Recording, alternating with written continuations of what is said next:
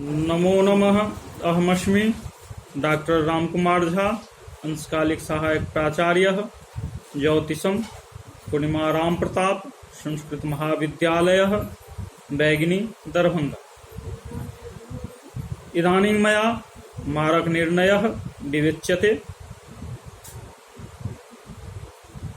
विषयोऽयं लघुपाराशरी नामके ग्रंथे सम्यग् रूपेण वर्णितः उपलभ्यते। तथा हि तदीशितुस्तत्र गताः पापिनस्तेन संयुताः तेषां दशा विपाकेषु संभवे निधनं नृणां तेषामसंभवे साक्षात् व्ययाधीश दशास्वपि। अर्थात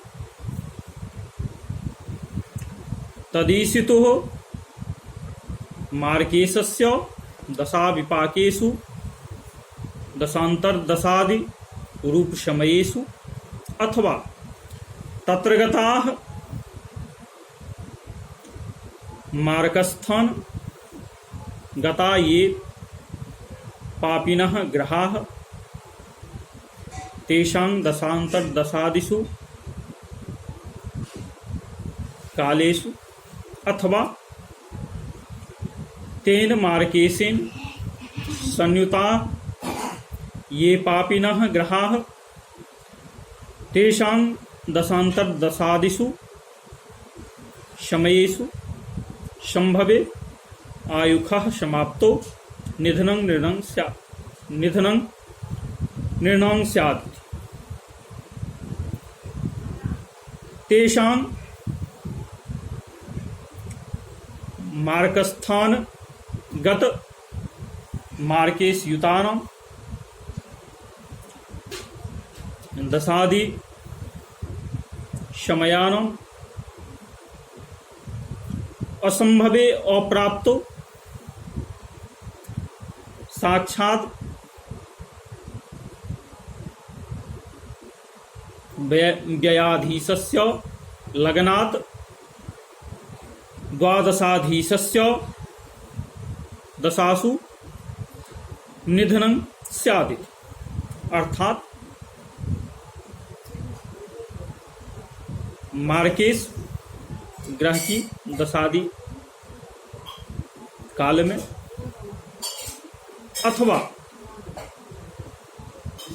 मारक स्थान में स्थित पापी ग्रहों के दशांतर दशा काल में अथवा मार्केश ग्रह के साथ जो पापी ग्रह त्रिखड़ाएश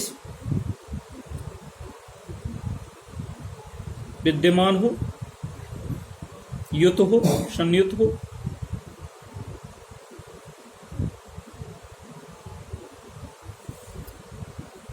उनकी दशांतर दशादि काल में यदि आयुर्दय का अंत होता हो तो निधन कहना चाहिए। यदि आयु खंड के समाप्ति समय में इन ग्रहों की दशादि समय की प्राप्ति न हो तो लग्न से जो व्ययेश उसके दशांतर दशादि काल में मरण कहना चाहिए। यहाँ पर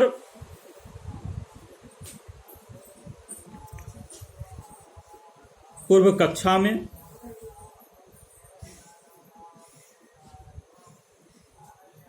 मैंने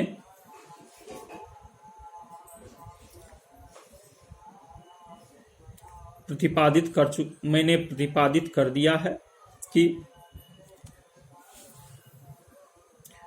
लग्न से जो द्वितीय स्थान और सप्तम स्थान है वह मारक स्थान है।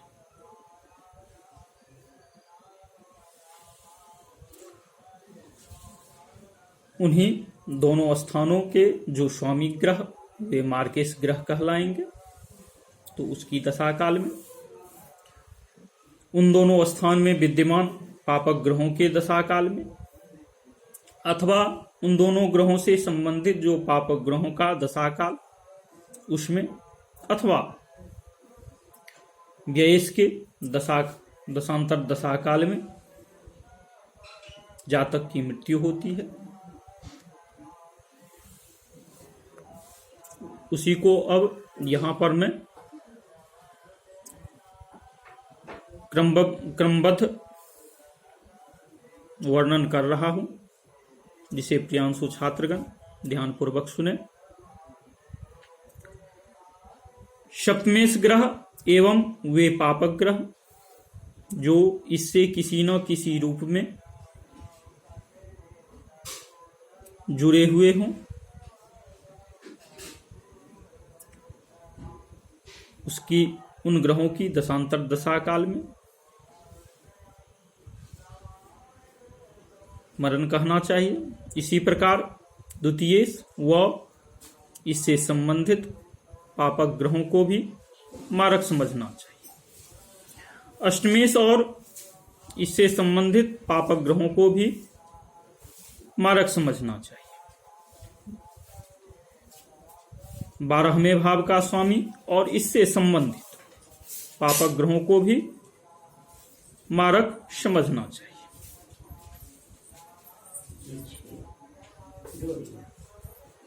अब यहां पर मैं लग्नानुसार मारक विचार उपस्थित कर रहा हूं, जिसे प्रियांशु छात्रगण ध्यानपूर्वक सुने। मेष लग्न वाले जातकों के लिए शुक्र प्रबल मारक होता है।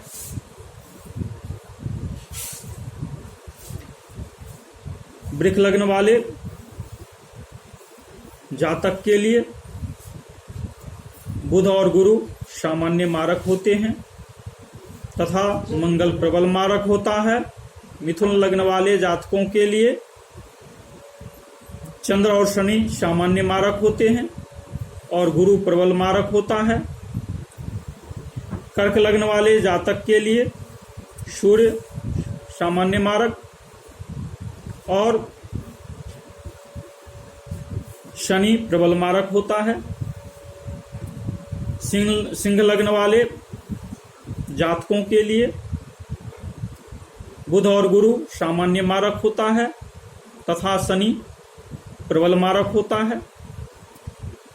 कन्या लग्न वाले जातकों के लिए शुक्र और मंगल सामान्य मारक होते हैं तथा गुरु प्रबल मारक होते हैं। तुला लग्न वाले जातकों के लिए गुरु सामान्य मारक होता है तथा मंगल प्रबल मारक होता है। वृश्चिक लग्न वाले जातकों के लिए गुरु और बुध सामान्य मारक होता है तथा शुक्र प्रबल मारक होता है। धनु लग्न वाले जातकों के लिए बुध और चंद्र सामान्य मारक होते हैं तथा शनि प्रबल मारक होता है। मकर लग्न वाले जातकों के लिए सूर्य और शनि, मकर लग्न वाले जातकों के लिए सूर्य सामान्य मारक होता है तथा चंद्र प्रबल मारक होता है। कुंभ लग्न वाले जातकों के लिए गुरु और बुध सामान्य मारक होते हैं तथा सूर्य प्रबल मारक होता है तथा मीन लग्न वाले जातकों के लिए मंगल और शुक्र सामान्य मारक होता है तथा बुध प्रबल मारक होता है। इत्यलमिति शम।